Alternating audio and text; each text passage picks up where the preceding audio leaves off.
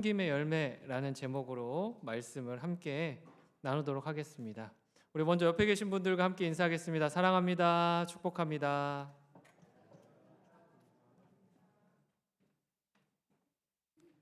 네, 한 번 더 인사하실 때는 하나님의 은혜를 사모합시다. 그렇게 인사하겠습니다. 네, 목소리를 보니까 별로 그렇게 크게 사모하지는 않으시는 것 같아요. 네, 한 번 더 인사해 볼게요. 하나님의 은혜를 사모합시다. 네, 꼭 잘하시면서 꼭 한 번 더 시켜야 더 열심으로 하시는 것 같습니다. 네, 날마다 하나님의 은혜를 사모하는 또 그 사모함을 향해 주님께 달려가는 저와 영신의 모든 성도님들이 되기를 소망합니다. 네, 이제 오그 만디노라고 하는 작가가 있습니다. 근데 이제 오그 만디노라고 하는 이 작가의 생애를 보니까요, 그 어린 시절은 굉장히 희망이 있었고 또 꿈이 가득한 아이로 자랐습니다. 그래서 특히나 어머니가 그러한 꿈에 대해서 응원해주고 격려해주는 이런 이야기들이 많았는데, 너는 반드시 커서 나중에 정말 위대한 작가가 될 거야, 이렇게 어머니로부터 항상 칭찬받고 격려를 받으면서 글 쓰는 재능들을 키웠다라고 합니다. 근데 이제 대학 입시를 앞둔 어느 날, 입학을 앞둔 어느 날, 이제 어머니가 주방에서 식사를 준비하다가 그만 갑자기 심장마비가 왔고 그대로 세상을 떠났다라고 합니다. 그러니까 이 만디노에게는요, 어머니가 되게 정신적 지주 같은 존재였는데 그 어머니가 갑작스럽게 세상을 떠나니까 방황하기 시작한 거예요. 그래서 대학을 가지 않고 공장에 들어가고 또 그러다가 갑자기 2차 세계대전이 일어나서 거기에 폭격기의 조종사로 근무하게 되는 이러한 일을 겪었다라고 합니다. 그 전쟁이 끝나고 나서도 사회로 돌아왔지만 현실은 냉혹했다라는 겁니다. 이제 보험 판매원으로 일하면서 실적에 쫓기고 극심한 스트레스를 달래기 위해 술을 찾고 그러다가 알코올릭에 빠지게 되었다라는 겁니다. 그러면서 가정이 있었는데 그 알코올릭 때문에 아내와 딸이 떠나가고 직장마저 잃게 되었습니다. 그렇게 그는 술에 빠져서 술에 찌들어서 노숙자 신세가 되어서 굉장히 오랜 시간을 보냈다라고 합니다. 그래서 술 한 잔을 구걸하기 위해서 사람들을 찾아다녔고요. 그 가운데 처참한 추위와 배고픔, 그 속에서 이제 나에게 남은 것은 죽음밖에 없다, 그렇게 생각을 하게 되었다라는 겁니다. 그러다가 이제 내가 죽어야겠다 생각하던 그 찰나에 이제 비를 피하기 위해 하루는 도서관에 들어갔다라고 합니다. 근데 이제 내가 죽을 건데 죽기 전에 책을 읽어보자. 그래서 거기 있던 우연히 들렀던 그 도서관에서 책을 읽기 시작했다라는 겁니다. 그러면서 내가 그러면 죽기 전에 마지막으로 책을 열심히 읽어보자. 그래서 성공하는 방법, 성공학에 대해서 읽고 또 신앙에 대한 그 서적들을 읽기 시작하면서 이 작가가 한 가지 사실을 깨달았다라고 합니다. 그것이 무엇이냐면 하나님은 나를 실패자로 만들지 않으셨다. 내가 나를 실패자로 만들었을 뿐이다. 그는 그 자리에서요, 무릎을 꿇고 통곡하고 회개했다고 합니다. 그리고 술을 입에 대지 않기로 결단했다라고 합니다. 이후 그는 다시 직장에 복귀했고 일을 하기 시작했습니다. 그래서 도서관에서 배우고 익혔던 것들을 실제적으로 적용하면서 놀라운 실적들을 거두게 되었다라는 겁니다. 그러면서 자신의 그 인생을 담은 그것을 소설 형식으로 자기 개발서를 썼는데 그 책의 이름이 세상에서 가장 위대한 상인이었습니다. 근데 이 책은요, 단순히 비즈니스, 어떻게 하면 성공할 수 있느냐, 이런 서적을 다루는 것이 아니라 사랑, 끈기, 기도의 힘을 중점적으로 해서 이 신앙적인 메시지를 중점적으로 해서 이 성공의 원칙을 다루었다라는 겁니다. 그래서 몇 가지 중점적인 원칙 중에 세 가지를 보면요, 사랑이 있습니다. 사랑은 나는 사랑하는 마음으로 오늘을 맞이하리라. 이것이 성공하는 원칙 중에 하나입니다. 그리고 두 번째는 기도인데요, 나는 하나님의 지도를 받기 위해 기도하리라. 내 노력이 아니라 하나님의 도우심과 인도하심을 구하는 것입니다. 세 번째는 오늘의 소중함. 나는 오늘이 내 인생의 마지막이다, 마지막 날인 것처럼 살겠다. 어떻게 보면 종말론적인 그 신앙과 현재의 은혜를 강조하는 그런 마음이었습니다. 이처럼 소설 형식으로 쓰여졌지만 이 책은요, 작가가 죽음의 문턱에서 하나님을 만나고 다시 살아난 인생의 역전 스토리가 담긴 신앙의 고백서와 같다라는 겁니다. 이처럼 텅 비었던 작가의 인생을 하나님께서 채우셨습니다. 이와 마찬가지로 텅 빈 인생을 채우시는 하나님의 방식이 있더라라는 겁니다. 오늘 본문에서도요, 룻과 나오미의 인생도 마찬가지였습니다. 텅 빈 인생이었고요, 이제 끝나버린 인생이었다. 좌절과 실패, 절망 속에서 눈물만 흘리던 인생이었습니다. 더 이상 미래가 없었고요, 소망이 없었습니다. 그런데 그러한 인생 가운데서도 하나님께서 함께 하시니, 하나님께서 내버려 두지 않으시고 그의 손길을 미치시니 변화되더라라는 겁니다. 그녀들의 인생이 바뀌고요, 마음이 바뀌고 삶이 바뀌었습니다. 때로는 하나님께서는 세밀한 소리로 위로하셨고, 또 우연을 가장한 필연의 만남으로 여인들의 삶을 바꾸어 가셨습니다. 오늘 본문은 그녀들의 삶이 어떻게 바뀌었는지를 보여주고 있습니다. 룻기 4장 16절입니다. 함께 읽겠습니다. 나오미가 아기를 받아 품에 품고 그의 양육자가 되니, 나오미는 룻이 낳은 아들을 가슴에 품었습니다. 두 아들을 잃고 텅 비었던 그녀의 가슴에 새로운 생명의 그 아기가 안겨 있는 것입니다. 더 나아가 나오미는 아이의 어떠한 존재가 되었냐면 양육자가 되었다라고 이야기하고 있습니다. 이웃 여인들은요, 아기를 품은 나오미를 보고 나오미의 아기가 태어났다 이렇게 이야기를 합니다. 룻이 출산했지만 나오미가 아들을 낳았다라고 표현하는 이유는 무엇이냐면 엘리멜렉의 대를 이어주는 아기이기 때문입니다. 그래서 이 아이의 이름을 오벳이라고 지어줬습니다. 이 놀라운 아기를 어떻게 얻을 수 있었냐 하는 것입니다. 단순히 한 사람의 영향력이 아니라 많은 사람의 희생과 섬김이 있었기에, 손길이 있었기에 이와 같은 아이를 얻을 수 있었습니다. 죽기까지 시어머니를 봉양하겠다 생각했던 그 며느리 룻의 희생이 있었습니다. 한 가게에 대를 이어주기 위해서 자신의 모든 것을 내어놓아도 좋다, 내가 손해를 보아도 좋다 하는 그러한 보아스의 헌신이 있었습니다. 또 자신의 풍족함보다는 며느리의 행복을 진정으로 바라는, 그것을 갈망하고 소망했던 나오미가 있었습니다. 이 세 사람의 희생과 헌신과 소망이 뒤섞이면서 이러한 아름다운 열매인 오벳이라고 하는 존재를 탄생하게 한 것입니다. 나오미, 룻, 보아스 세 사람의 희생과 헌신이 이 세 사람이 가지고 있던 이 텅 빔의 그 공간을 풍족함으로 서로가 서로를 채워주는 계기가 되었다라는 겁니다. 이처럼 참된 사랑은요, 나 아닌 타인을 위하여 나를 내어주는 것에서부터 시작합니다. 내가 아닌 타인을 위한 그 사랑이 오히려 우리를 풍족하게 만든다라는 겁니다. 그러나 우리는 흔히 정반대로 생각합니다. 내가 더 여유롭고 풍족하려면 더 많은 것을 끌어안아야 된다, 내 손에 쥐어야 한다, 붙잡고 놓지 않아야 한다, 그래야만 누릴 수 있다라고 생각합니다. 그러나 성경은 풍족함에 대해서 무엇이라고 말하냐면 우리로부터 시작이 된다라고 이야기하지 않습니다. 그것이 어디로부터 시작되는지 빌립보서 4장 19절은 이렇게 이야기하고 있습니다. 함께 읽어보겠습니다. 시작. 나의 하나님이 그리스도 예수 안에서 영광 가운데 그 풍성한 대로 너희 모든 쓸 것을 채우시리라. 풍성함의 시작이 어디서부터입니까? 나의 하나님, 그리스도 예수 안에서 그 영광 가운데 풍성함이 채워진다라고 이야기하고 있습니다. 하나님의 손에서 시작되어 하나님의 손이 우리의 마음과 삶에 터치될 때 채워지는 그런 채움이 일어난다라는 것입니다. 그러니까 우리의 능력으로 되는 것이 아니라는 겁니다.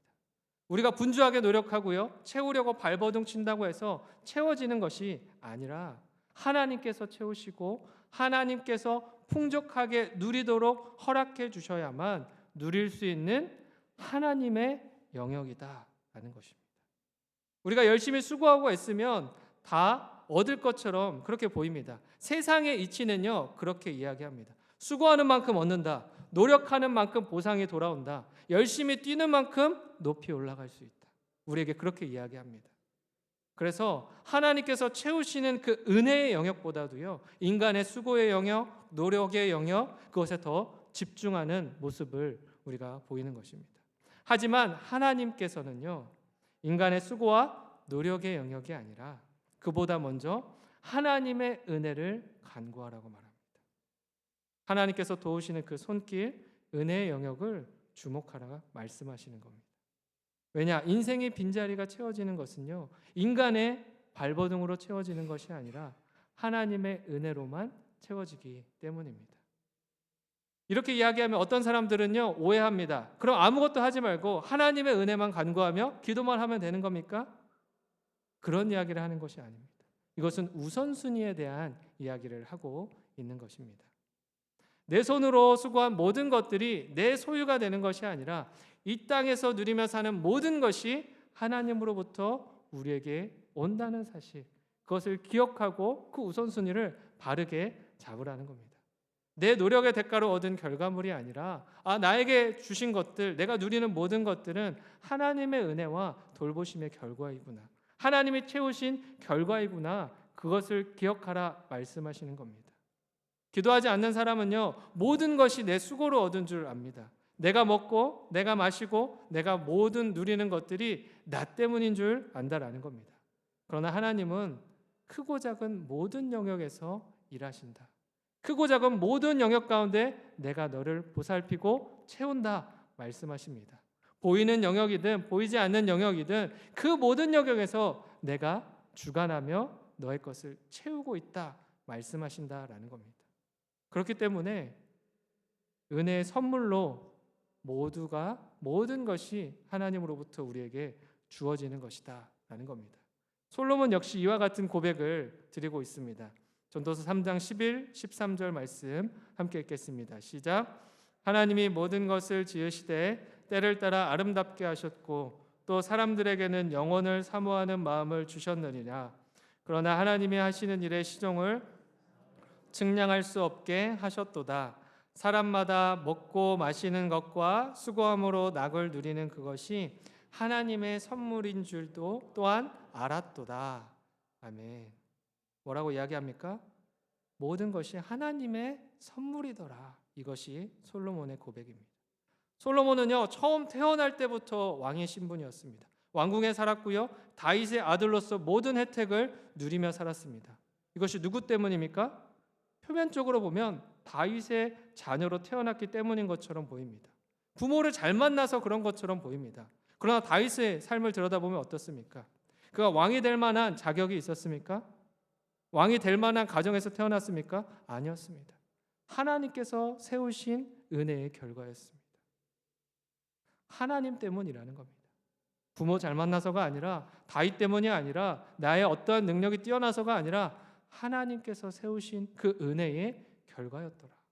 하나님 때문이었더라 라는 겁니다.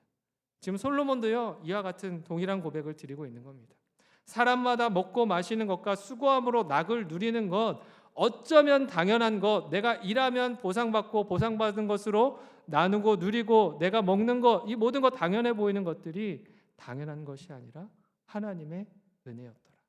하나님의 선물이었더라. 결국 하나님 때문이었더라. 나 때문인 줄 알았는데 하나님 때문이었더라 라고 고백하고 있는 것입니다. 그러나 솔로몬의 인생만 그렇습니까? 다윗의 인생만 그렇습니까? 오늘 이 자리에 있는 우리들의 인생 또한 마찬가지라는 겁니다. 이 땅에 숨쉬며 사는 모든 존재들이요, 하나님 때문에 존재하고 하나님 때문에 살아가는 존재인 줄 믿습니다. 우리가 이 땅에 살아가는, 이 땅에 존재할 수 있는 이유가 무엇입니까? 하나님이 우리를 사랑하셨기 때문입니다.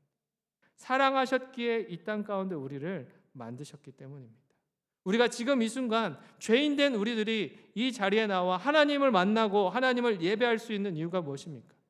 내가 잘나서가 아니고 우리 죄를 위해 십자가를 지신 예수 그리스도의 그 보혈의 은혜 때문인 줄 믿습니다. 나 때문이 아니라 하나님께서 베푸신 은혜의 결과인 것입니다. 우리는요, 날마다 이처럼 하나님께서 베푸시는 그 은혜로 말미암아 오늘을 살고 내일을 사는 그러한 존재들입니다. 한마디로 날마다 하나님의 은혜를 먹고 사는 존재다 있다라는 겁니다. 그 은혜 없이는 살아갈 수가 없는 것이죠. 오늘 본문 말씀에 등장하는 오벳도요 마찬가지입니다.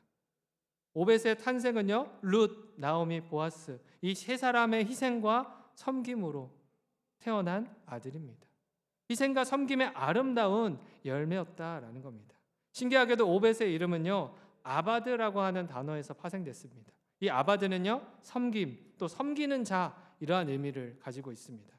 그러니까 누군가의 섬김을 받고요 그 섬김으로 말미암아 이 땅 가운데 태어나게 된 존재다라는 겁니다. 이스라엘 백성들을 하나님께서 출애굽하게 하신 이유도 여기에 있습니다. 이스라엘 백성들을 어떻게 사용하고자 하시냐? 출애굽기 7장 16절은 이렇게 이야기합니다. 그에게 이르기를 히브리 사람의 하나님 여호와께서 나를 왕에게 보내어 이르시되 내 백성을 보내라. 그러면 그들이 광야에서 나를 섬길 것이니라 하였으나 뭐라고 이야기합니까? 광야에서 나를 섬기도록 하기 위해서 출애굽하는 것이다. 이렇게 이야기하는 것입니다. 다른 것에 목적이 있는 것이 아니라 출애굽의 목적이요 섬김에 있다라는 겁니다. 이 말은 우리가 구원받은 목적, 사명이 어디에 있는가 이것을 고민하게 합니다. 그 이유가 어디에 있습니까? 바로 아바드, 섬김에 있다라는 겁니다. 구원받은 목적은요 단순히 천국 가기 위함이 아닙니다. 섬김에 있더라라는 것이죠. 선교 사역도 그렇고요. 우리가 교회 안에서 하는 모든 것들이 다 마찬가지입니다. 섬김과 연결되어 있더라라는 겁니다. 교회의 정체성은 무엇이냐면 섬기는 일입니다. 돌아오는 지체들을 맞아주고요, 품어주고요, 축복함으로 서로를 섬기는 데 있다. 거기에 있다라는 겁니다. 그렇게 형제를 섬김으로 말미암아 하나님을 섬기는 그것이 교회의 사명이라는 겁니다. 사실 우리들의 인생을 잘 들여다보면요, 사실 누군가를 섬기기 위한 그런 삶의 연속인 것 같습니다. 부모님을 섬기고요, 남편을 섬기고요, 또 때로는 자녀를 섬깁니다. 만나는 많은 관계야 많은 이들을 섬기게 됩니다. 계속해서 섬김이 반복됩니다. 대상은 달라지지만 섬김의 역할은 달라지지 않더라라는 것이죠. 왜냐? 우리를 섬김의 존재로 이 땅 가운데 보내셨고 세우셨기 때문입니다. 오벳은 자신의 이름처럼 장차 나오미를 섬기는 사람이 됩니다. 하지만 거기서 끝나지 않습니다. 나오미를 섬김으로 하나님을 섬긴 것입니다. 그런 오벳을 통해 예수님, 태어난 다윗은요 민족을 섬김으로 하나님을 섬긴 것입니다. 이 오벳을 통해 오신 예수 그리스도도 우리를 섬김으로 하나님을 섬긴 것이었습니다. 이처럼 모든 것이 섬김과 연결이 되어 있다라는 겁니다. 마태복음 20장 28절도요 예수님이 이 땅 가운데 오셨던 그 이유에 대해서 이렇게 말씀합니다. 함께 읽어보겠습니다. 시작. 인자가 온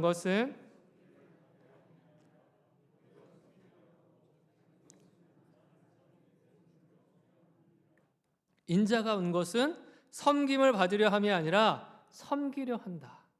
이 땅 가운데 오신 이유가 섬김에 있다라는 겁니다.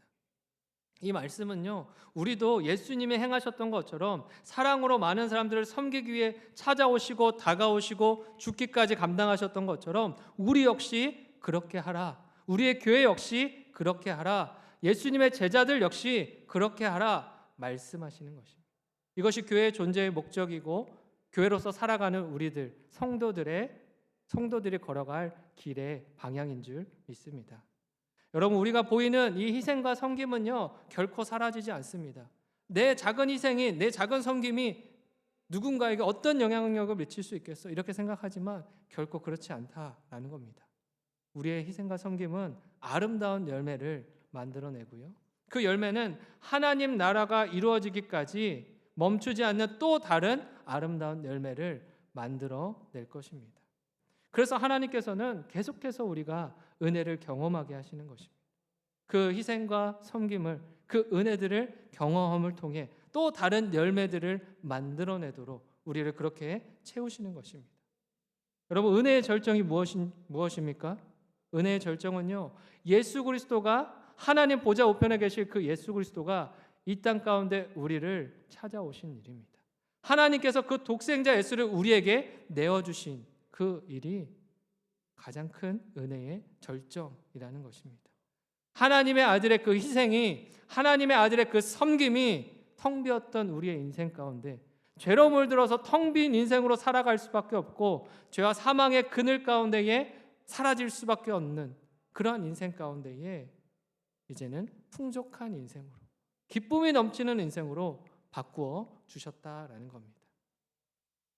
우리의 마라가, 고난의 그 시간들이, 그 쓴잔들이 이제는 사라지고 나오미로, 기쁨으로 회복되는 그곳이 바로 예수 그리스도의 십자가인 것입니다.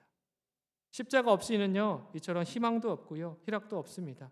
예수님 없이는요, 우리에게 희락과 평안이 주어지지 않습니다. 이 모든 것은요, 예수 그리스도의 십자가에서 보이신 그 섬김 때문에 우리에게 주어진 것이다라는 겁니다. 골로새서 1장 20절은요, 이렇게 이야기합니다. 그의 십자가의 피로 화평을 이루사 만물 곧 땅에 있는 것들이나 하늘에 있는 것들이 그로 말미암아 자기와 화목하게 되기를 기뻐하심이라. 예수님께서 우리의 기쁨이 되어 주십니다. 우리에게 기쁨을 내어 주십니다. 그 기쁨을 위해서 모진 고통을 다 감내하셨던 겁니다.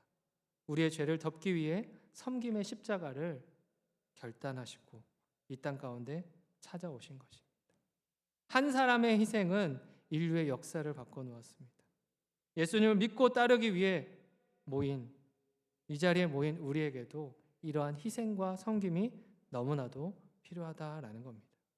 예수 그리스도의 제자로 살아간다는 것은 섬김의 십자가를 날마다 결단하겠다, 날마다 결단하고 내가 그것을 붙들겠다 하는 것과 같습니다. 십자가 앞에서 내가 날마다 죽지 않으면 결코 섬김은 일어날 수 없습니다. 한 알이 밀이 되고 썩어지고 깨어지지 않으면 아름다운 열매는 결코 만들어지지 않는다라는 겁니다. 예수님께서 십자가에서 보이신 섬김으로 하나님과 우리 사이에 끊어진 관계를 이어주신 것처럼 우리 역시 세상과 사람 사이에서 깨어진 그 관계 가운데서 다시금 화평을 이루는 아름다운 축복의 도구로 살아갈 수 있기를 바랍니다. 예수 그리스도께서 십자가에서 자신을 내어주심으로 우리의 마라가 나음이 기쁨으로 바뀌었던 것처럼 우리의 삶 역시 기쁨을 내어줄 수 있는 삶으로 쓰임받게 되기를 소망합니다. 여러분, 이처럼 제자의 삶이란 이 십자가의 섬김을 뒤따르는 것입니다. 그러나 오늘날의 세대는요, 나는 죽지 않으면서 남은 죽기를 바라는 세대다, 이렇게 많은 사람들이 이야기합니다. 나의 잘못은 잘 못 보지만 남의 잘못은 굉장히 크게 보는, 크게 반응하는 그러한 시대에 우리가 살고 있다라는 겁니다. 이 시간 여러분들에게 한번 묻고 싶습니다. 오늘 이 시간 여러분은 어떤 존재로 살아가고 계십니까? 또 어떤 존재로 살아가고 싶으십니까? 저 사람이 죽어야 할 사람이고 내가 살아야 한다는 그런 생각을 가진 존재입니까? 아니면 내가 죽음으로 말미암아 다른 사람을 살리는 사람입니까? 누군가를 살리기 위해 내가 죽기를 먼저 결단할 수 있기를 바랍니다. 내가 먼저 섬김의 제물이 되어서 예수 그리스도의 십자가의 그 섬김을 따라 걸을 때 그 일을 통해 놀라운 일을 보게 될 줄 믿습니다. 사람을 살리고 영혼을 회복해야 하며 하나님의 뜻을 세우는 그런 아름답고도 놀라운 일을 이루는 그 주인공들이 저와 여러분들이 되길 바랍니다. 오늘 이 놀라운 믿음의 인생의 주인공이 여러분, 우리 모두가 되었으면 좋겠습니다. 저도요, 잘 안 되더라고요, 죽는 게. 어느 순간 올라오는 나의 이 본성, 성격, 이런 것들이 채 변화되지 않은 그런 모습들이 계속해서 올라오더라고요. 그래서 날마다 십자가 앞에 죽기를 결단해야 되는 것 같습니다. 그래서 고린도후서 9장 8절에서는요, 이렇게 말씀하고 있습니다. 9장 8절 함께 읽어보겠습니다. 시작. 하나님이 능히 모든 은혜를 너희에게 넘치게 하시나니 이는 너희로 모든 일에 항상 모든 것이 넉넉하여 모든 착한 일을 넘치게 하려 하심이라. 아멘. 하나님께서 은혜를 넘치게 주시는 이유는 무엇이냐? 그것을 통하여 선하고 착한 그 아름다운 일을 이루시기 원하기 때문입니다. 우리의 본성은 아직 죽지 않지만 그 은혜들이 뒤덮일 때 그 은혜로 말미암아 우리를 통하여 놀라운 일들을, 착하고 선한 일들이 흘러나올 수 있는 것입니다. 그것이 나 때문이 아니라 하나님의 은혜 때문인 것이죠. 나의 힘으로 하려고 하면요, 되지 않습니다. 나의 힘과 능력으로 내가 변하겠다는 그 다짐으로 하려고 하면요, 잘 되지 않을 때가 많습니다. 나는 뒤돌아서면요, 또다시 내가 다시 튀어나온 사람이기 때문입니다. 그러나 하나님의 은혜로 하면요, 그것이 변화되는 것입니다. 나의 말이 달라지고요, 행동이 달라지고요, 나의 삶의 모습이 달라지는 것입니다. 이처럼 하나님의 측면에서 선한 일은요, 사람을 살리는 일입니다. 사람을 살리고 영혼을 살리는 그 일입니다. 루시 시어머니 나오미를 홀로 내버려 두지 않고 같이 살아보겠다고 고생길을 자처한 그 헤세드의 마음에서, 또 내 이름이 기억되기 위해 발버둥 치는 것이 아니라 며느리 루시 축복받는 삶을 살게 되기를 간절히 바라는 그 마음을 가졌던 나오미의 헤세드 속에서, 또 이득보다는 손해가 뻔히 보이지만 눈앞에 보이는 이러한 것들을 계산하지 않고 하나님께서 원하시는 바 그 뜻을 붙잡고 사랑을 베풀었던 보아스의 헤세드 속에서, 그 희생과 섬김 속에서 우리가 무엇을 해야 되는지를 고민해야 된다라는 겁니다.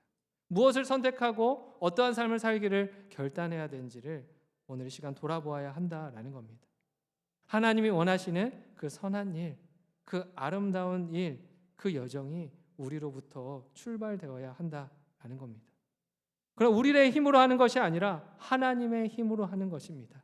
또 내 안에 계신 예수 그리스도로 말미암아 함께하는 것이다라는 겁니다. 그래서 빌립보서 1장 6절은 이렇게 이야기합니다. 너희 속에 착한 일을 시작하신 이가 그리스도 예수의 날까지 이루실 줄을 우리가 확신하노라. 시작하게 하신 이가 그것도 마치게 하신다라는 겁니다. 너희가 착한 일 해봐, 이렇게 우리에게 도전의 과제를 내어주는 것이 아니라 내가 너와 함께 할게, 나와 함께 발걸음을 맞추자, 마음을 맞추자, 행동을 맞추자, 말을 맞추자, 그렇게 함께 걷자 말씀하시는 겁니다. 이 모든 여정 가운데 예수님이 계신다라는 겁니다. 오늘 본문의 마지막을 계보, 이 족보들로 장식하는 이유도 이러한 이유입니다. 베레스의 계보는 이러하니라. 베레스는 헤스론을 낳고 헤스론은 람을 낳고 람은 암미나답을 낳고 암미나답은 나손을 낳고 나손은 살몬은 보아스를, 보아스는 오벳을 낳았더라. 오벳은 이새를 낳고 이새는 다윗을 낳았더라. 누가 누구를 낳고 누구를 낳았더라. 뻔해 보이는 출생신고 계보가 뭐가 그렇게 중요합니까? 그 끝에 예수 그리스도가 있기 때문입니다. 마태복음 1장 1절입니다. 아브라함과 다윗의 자손 예수 그리스도의 계보라. 예수 그리스도의 탄생, 그 끝에 예수가 있더라라는 겁니다.